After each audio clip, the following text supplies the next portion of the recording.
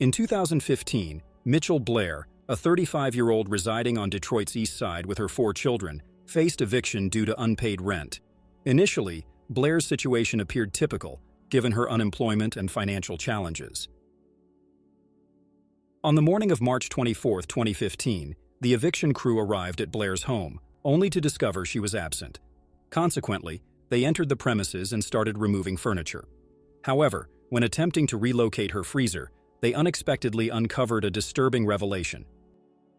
Upon opening a white deep freezer in Mitchell's living room, the Wayne County Sheriff's Department bailiff uncovered the frozen remains of a teenage girl wrapped in a sizable plastic bag.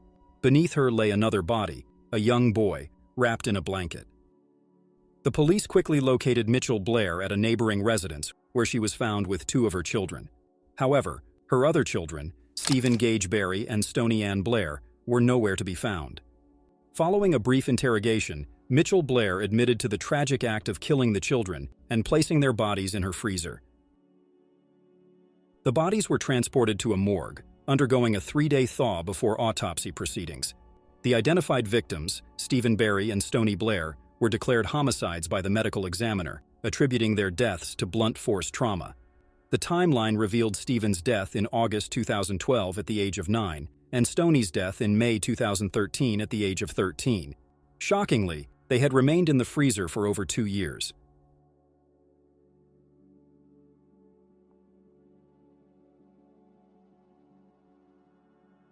Mitchelle Blair admitted to the homicides during her appearance at the Wayne County Circuit Court. She informed the judge that she took the lives of the demons upon discovering their alleged sexual abuse of her youngest son. She recounted an incident in August 2012 when she found her youngest son engaging in simulated sexual activities with toys. Disturbed by this sight, she asked if anyone had ever touched him that way, to which he purportedly disclosed that his 9-year-old brother Stephen had. Blair entered Stephen's room with fury and unleashed her anger when he purportedly admitted to sexually abusing his younger brother. She proceeded to inflict torment on her son for approximately 2 weeks, employing methods such as starvation and forcing him to consume Windex. Additionally, she suffocated him with a plastic bag and poured hot water on his genitals, causing severe skin damage. Unfortunately, Stephen passed away on August 30, 2012. Mitchelle Blair covered his body with a blanket and concealed him in her deep freezer. Tell me what happened to Stephen. I came home one day. My daughter Gabrielle, my oldest, met me at the door, and she's like, "Mom, come see what Maddie doing with his dolls." And I'm like, "What is he doing?" He was making one doll, his little wrestle man, hump on top of the other. You know, I'm like, "Maddie, why was you doing that?" I said, "Anybody ever do this to you?" He said, "No." I said, "Then why are you doing that?" And he said, "Yes, Stephen did." And I was like, so this is the first I'm hearing about that period. This was 9 months before Stony. Okay, Stony wasn't downstairs, and she was always in the background. I wish to God I had questioned everybody together, but I didn't. Would you say this was around August 30th, 2012? No, this was before August 30th. August 30th is when he died. Okay. This was maybe a week and a half. Before he died? Yes. Okay. So that, Matthew telling me that set off some action? Yes, I went upstairs because Stephen was upstairs in his and Matthew's room. And I went upstairs and I said, "Stephen, Matthew said you was humping on him." And then Stephen stood up and he looked at me, and right then I could tell something was wrong in his face, because he was just like this. Any normal kid, I know my kid would have been like, "What?" That's not what he did. He stood up and looked at me like he had lost his mind, okay? And it just, hearing that from him had me fucked up in my head, period. But I asked him, I said, "Stephen, tell me the fucking truth. Was you humping on Matthew?" He said, "Yes, but that was all." And I said, "Did you hump on him with your underwear off?" He said, "No." Matthew yelled out, "Yes, he did." And I just remember going in the hallway, walking back and forth, and I walked back up and I was like, "You fucked your brother? You get what I'm saying? You fucked your brother." So I'm looking at them too. I'm looking at them like, what? I can't understand. So I start. 9 months following Stephen's death, Mitchelle asserted that her 13-year-old daughter, Stony, was raping her youngest son. She allegedly questioned the boy numerous times about Stony's actions, and only after facing threats of physical harm did he admit to the abuse.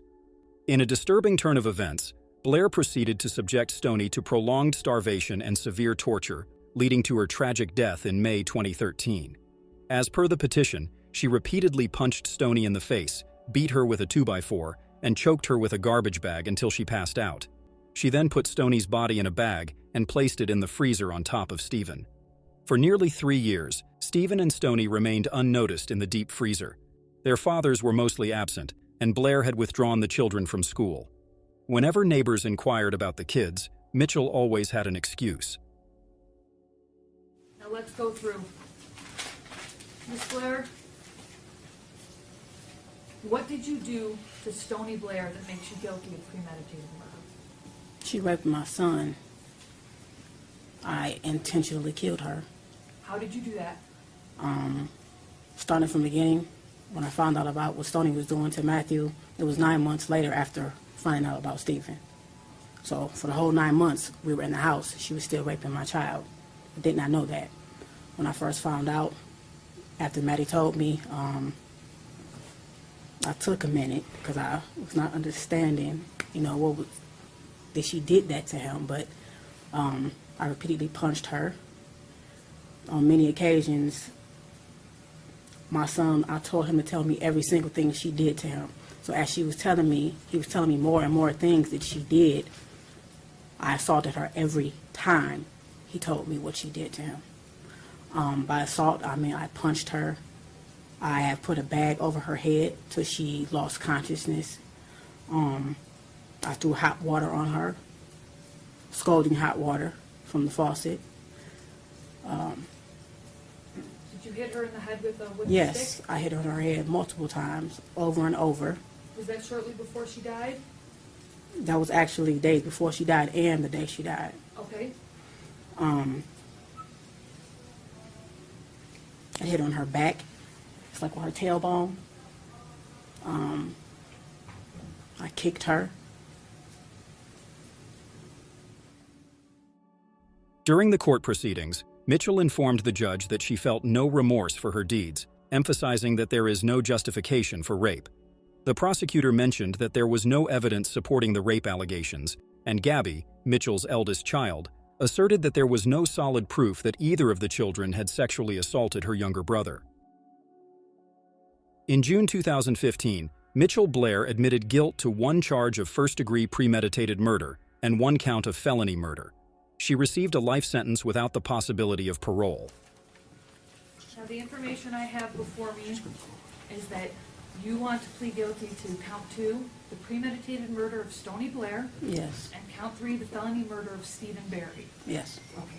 Am I correct that you want to plead guilty to those counts? Yes. Okay. You understand that if I accept a guilty plea, you'll be subject to a mandatory sentence of life in the Michigan Department of Corrections without the possibility of parole for both cases. I understand. Okay. You understand Michigan does not have the death penalty? I do now. Okay. All right. I want to make sure that you understand this isn't a sentence agreement between you and the people. You're voluntarily admitting to these 2 counts and subjecting yourself to those sentences. Yes. Is that correct? Is that a yes? Yes. Okay.